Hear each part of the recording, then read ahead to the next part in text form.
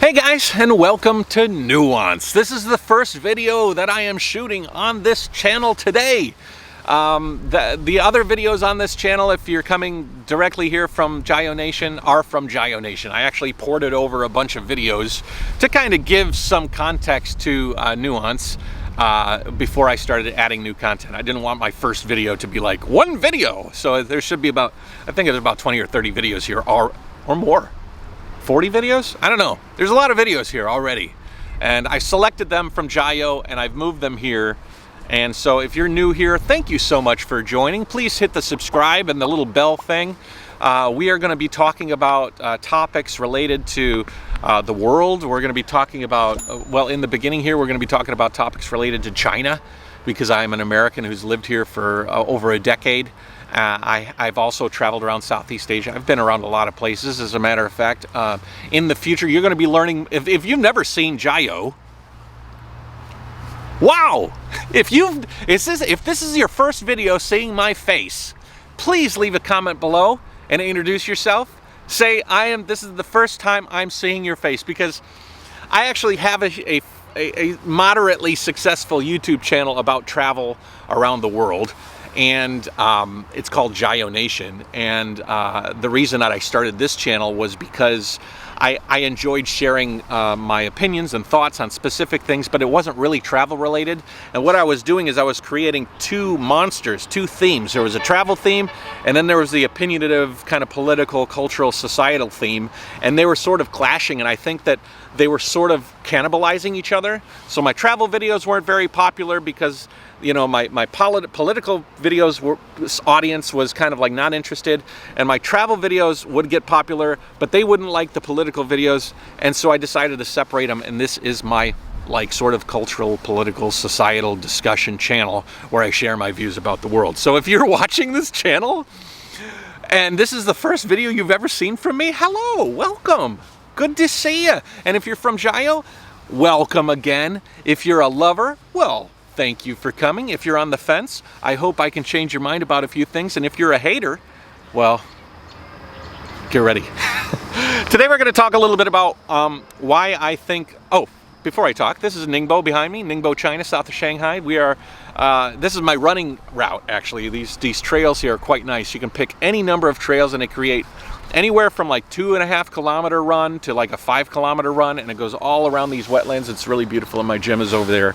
So when I finish this, I'm going to go to the gym, and I'm kind of biding my time until the world really comfortably opens up and I can start world traveling again. So anyways, topic: why do people hate China? And why I understand why people hate China. Well, recently things have gotten pretty interesting. People have developed preconceived notions through the media, and they don't really care anymore about if, you know, some report comes out. I'm talking about the WHO report that said that the COVID-19 wasn't manufactured in a factory in Wuhan. I could have guessed that no one would believe that. They don't believe the WHO, and they don't believe, you know, China. So why would they believe, you know, that it challenge their worldview that they've already preconceived that the virus, pandemic was started intentionally or released accidentally by some lab in Wuhan? I've read the evidence. It's an interesting conspiracy, you know, for sure.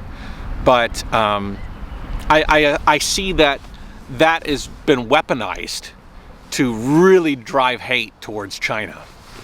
And it seems like everything is driving hate towards China these days. I feel it. It's an anger. You see it in the comment section in my videos. You see it in public. You see it in the news. You see it when BBC makes a program where the Chinese version is clear and vivid and colorful, and the version made for Western audiences has got this yellow, dirty tinge to it. To be honest, the pollution in China has gone down, way down in the last few years, and I feel like China has moved forward over the decade I've lived here, but people are still looking at it through the lens that was a decade ago. or even 2 decades ago, or in case of some YouTubers out there, Mao China. Poverty alleviation, a program that has been pioneered here in China over the last couple of years, has done amazing good. But instead of saying, look at all these roads, look at all of these villages, look at all of these new apartments for people that lived in rural countryside, look at all of these train routes, look at all of this infrastructure, they say, oh, they just lowered the level of poverty, so they lifted everybody out by default. Oh, the only reason that you'd say that is because you're literally missing the nuance in the situation. There is a level that has been set, and then if people can get above that level, the level is very low. People in the West might have trouble even understanding how somebody could survive on such a low level. But China's trying to bring everybody up. Everybody in the whole country. And I've traveled around China. I've seen a lot of it. I've seen the I don't want to say they're homeless shelters, but they're apartment buildings, big blocks of apartment buildings that for almost nothing people can move into from the countryside. I just made a video recently of a village down south here on my other channel, Jayo Nation, of a village that was being demolished. It's surrounded by these sorts of apartment buildings. And what happened is the people in the village, many of them I know, were waiting for the day that their village would be slotted for negotiation, because the city, Ningbo, will come to the village leaders, and bring everybody together and say, listen, the village is old, it's 1,000+ years old. This isn't like a historic village. This isn't like, there's not some big monumental temples here. This is just a normal village in China. They approach a village and they say, it's time for an upgrade. We need to get rid of the old in this circumstance, and we need to build some new. We need to innovate. We need to look towards the future. It's not a nefarious thing. It's not like they're destroying these villages just so that they can ruin people's lives. As a matter of fact, they actually reward the people by saying, let's negotiate. Let's find a better place for you to live in apartments down the road, even keeping the people together. So the communities actually sort of stay in the same apartment blocks in many cases. You'll even find people that'll negotiate hard. Maybe they'll get a little bit more. Maybe they'll say, I'm not leaving until you guys give me what I want. And those people are like squatters, and they'll squat in the village. You actually watch that video I made. They squatted in that village. They're still squatting in that village. And there's not much left of the village to squat in. And some people might say that's wrong. And I guess if, you can look at it from many different perspectives. That's what this channel is about, nuance. But on a whole, that village is going to be wiped out. Some of the remnants might be kept in sort of historic form, and it's going to be built into something better for the whole community. Is it better roads, better water, better housing, more clean, But people look at it and they say, the CCP kicked those people out of their houses, and it's only wrong. And it's so crazy to have that attitude when I would have to imagine 95% of that people, maybe 98% of the people in that village had been waiting for the government to come and knock at their door and say, it's time to consider, moving out of this village and into a better situation so that we can improve the entire city. This is what I'm talking about. It's like all of these things, they have multi-sides to it. And there's people that literally stake their claim on one side and say, it's all bad. Why is there all this hate towards China? What is the purpose?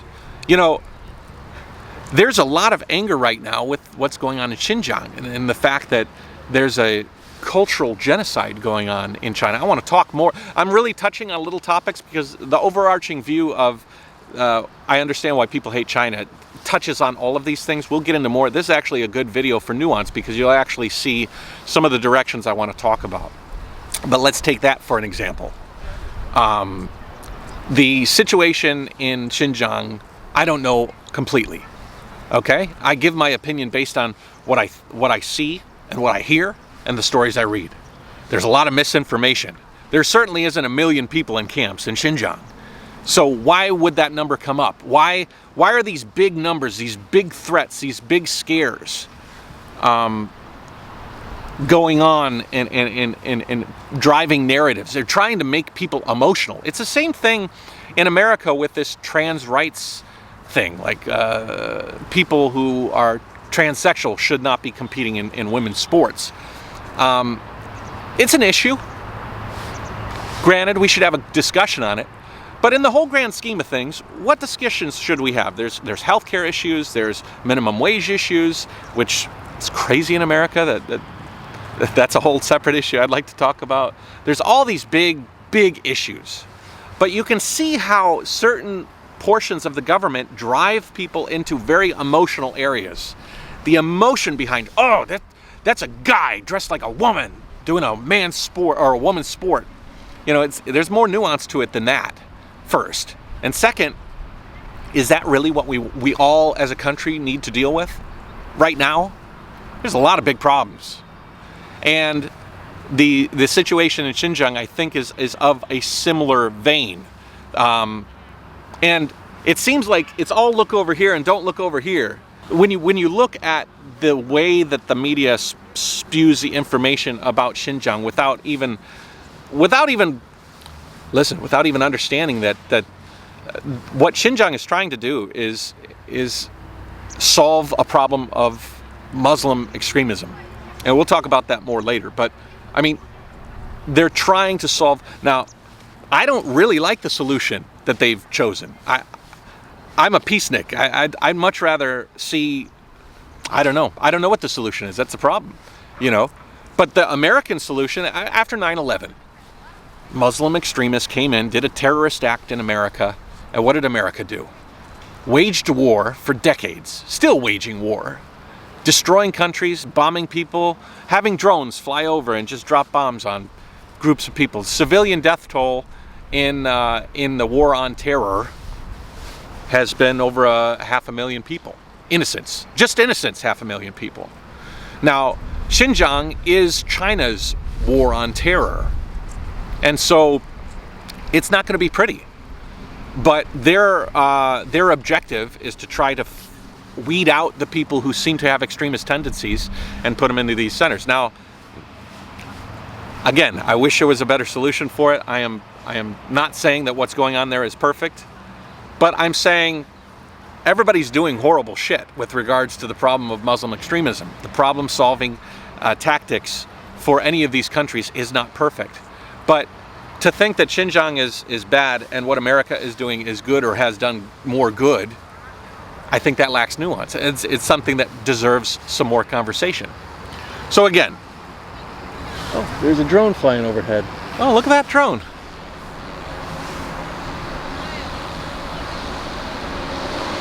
That's a weird looking drone. It's got a big box on it. Maybe you can see it land. Huh. Never seen a drone like that. Why is the media painting China in such a bad light? Why is there such a offensive against China? Why is the prevalent attitude to China to hate China? That's so wild, that drone. Well, it's interesting. If you see yourself or your kids doing something wrong, let's say your kids across the street are really good at something, let's say a sport or something, and your kids aren't. You look at that kid across the street and you say, Billy, your kid's Billy at this example, you say, Billy, look at Johnny over there. Johnny's really good at tennis. If you look at Johnny playing tennis, look at how he plays tennis. Look at the diligence he invests in him playing tennis. Look at how long he practices. Look at how hard he works. You see? That's how we should be. And Johnny, you know what? I'm going to take you every day. Or Johnny? Which one's Johnny? Is that Johnny or is this Billy? Shit, I forgot my names. Anyways, son, I'm going to work hard with you so that you can compete with your friend across the street. We are going to make this work. We're going to make a little competition here. We're going to compete with your neighbor, and we're going to work hard. And in months, a mutual respect would be formed between your neighbor and you, and kind of a rivalry. I think that's not really popular in America these days, or in the West even these days. I think that in the current story, instead of the dad saying to the kid, you know what, I think we need to work out harder and try and compete with our neighbor kid, and instead he's looking over to poison the water, or he's looking over to create problems with the neighbor, either remove opportunities or unfairly pressure, or go over and break the kid's legs, and says, you know what, you don't got to do as good as that guy, because I'm going to take that guy down a couple of notches, and then it'll be more fair. And I think that's crazy.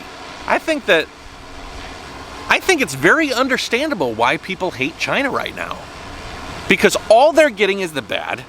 They're getting none of the good. The narrative they're getting is that China is beating us because they're bad. The only reason China is beating us is because they're bad. Instead of China's beating us because people are really focused on a cohesive society. Everybody here is working together. Look at how they tackled COVID. Look at how they do education. Look at how these kids study.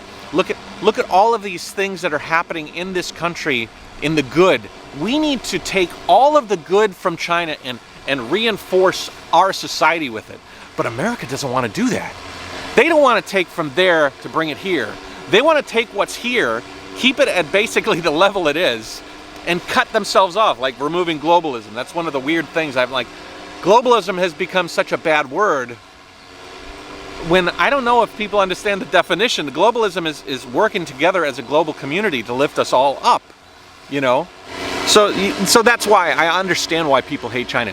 If you listen to the government, if you listen to the media in China, in America or the West, and if you listen to the politicians and the people that you should be listening to in most circumstances to like teach you about the world, you're finding out that they're sharing only one side of the story, and the side of the story is designed for you to push China down. Let's push China down so that we don't have to rise up. We'll just bring China down to our level, and maybe down a little lower, and maybe we have a war with them. And then pretty soon we're back at the top dog spot. And instead of that responsible dad technique to say, son, we're gonna do better than the neighbor across the street. You know what? Let's use the neighbor across the street as an example on what to do. Let's study the neighbor across the street and see what they're doing better. A perfect example is this minimum wage argument. This is a policy everybody agrees with. Every person in America, not business owner, but person, agrees that minimum wage should be lifted. It needs to be raised up with inflation. But the politicians vote it down, and the politicians spread narratives in order for you to question, why would we want minimum wage raised? China makes decisions in a lot of cases for its people. I mean, I've lived here, man. I've seen roads built where there were no roads. I've seen infrastructure where there was no infrastructure. I've seen homes built for people that have very little income. I've seen people with very little income rise up. I've seen middle class people become rich. I've seen rich people help their communities. And none of that seems to be getting shared. It's all of this, especially during COVID, everybody was working together, and not because they were forced. It was in so many cases because they just knew what they had to do was the right thing to do, and there was no conflicting message. There was no masks on, masks off. Don't trust the scientists, but trust the scientists. Don't trust the scientists. Wear one mask, wear two masks. What do we want to wear? 5 masks? There's so much chaos and people trying to control your emotions on so many issues. It's very obvious to me why people hate China. Because they're told to hate China. And they trust who they're told. That's very weird. Anyways, thank you so much. This is my first video. I think it was a bit of a, I don't know, I think it was all over the place. But I told myself, I said, I got to record a video for Nuance today. I got to get this thing started. We're going to have a lot of cool topics. I'm going to be doing about 2 topics a week, I think. And then we'll be doing live streams. I have guests on. I have Cyrus Jansen. I've got Daniel Dumbrell. I've got Lee Barrett. I've got Also, people from the other side of the aisle will be invited to talk. Hopefully we can discuss some things in a very a cohesive way and maybe get to the bottom of some of the nuance and the arguments on the other side. And yeah, I hope you enjoy this channel. Like, subscribe, share, comment below. Tell me what you think about what I'm saying. Again, anybody that tells you that they're an expert, I am not an expert on China. But I have lived in China, I've lived around a lot of different places, and so my knowledge base is different than other people's. And I think that if more people can share the knowledge from the life that they've lived, maybe we can come to a better consensus by understanding all sides of an issue. So if you meet somebody that says they are an expert, or they are perfect at this, or they know everything, or they're the only ones that can fix a problem, always question that. I'm never going to say that I know everything about everything, but I will tell you that my skill set is pretty unique, and I'm using that skill set to inform you guys about different topics. So tell me about different things you'd like me to talk about in the comment section below. Join the channel. This is going to be a long process. The channel is going to start with my life here in Ningbo. I've got some videos on different parts of China that I'm going to put on that you guys haven't seen yet, that I did on my CCTV trip where I was traveling around Dunhuang and different. I got a horseback Nuance episode and some stuff, so I've got some of that. I've got a lot that I want to put out on this channel, and when I do end up getting on the road and cycling around the world again, which was my primary motive, then I will be sharing stories of those countries and the perspective of those countries that might help to add nuance to issues on a global scale. I'm always trying to stay plugged in, and when I ride around the world, I actually listen to podcasts, political podcasts, for eight hours a day on multiple issues, the science of issues, all sorts of different things. And so I'm going to share with you a lot of those perspectives when I get on the road. It'll be a bit more broad, but for now, I think the topics are going to be a little bit more Western world versus China kind of centric, because I think that this is a topic that isn't going away anytime soon. Like, subscribe, share, comment. I have a Patreon that is for nuance only. If you're interested in just that nuance Patreon, I have that. I'll be posting some more political opinion stuff there, and maybe angry rants and stuff like that on the podcast, or on the Patreon. This is number one, guys. Where do we go from here? I hope I've added a little nuance to your life. Jayo.